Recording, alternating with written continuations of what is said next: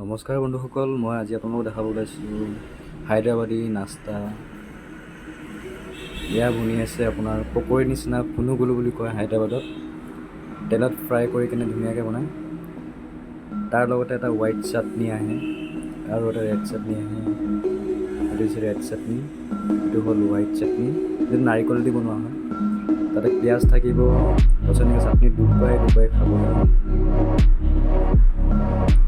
Dubai এনেকৈ খাই আমি পিঁয়াজ অকণ খাই দিওঁ। টেষ্টটো মানে বেলেগ হৈ যায়।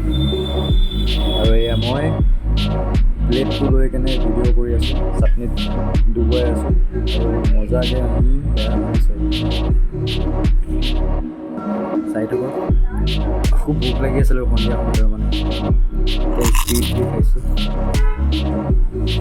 এতিয়া হায়দৰাবাদৰ ফুড এনেকুৱা আছে, যিহেতু আপোনালোকক মই দেখুৱাম। মই আগলৈকে কি দেখা পাই থাকে আপোনাৰ চাই থাকক।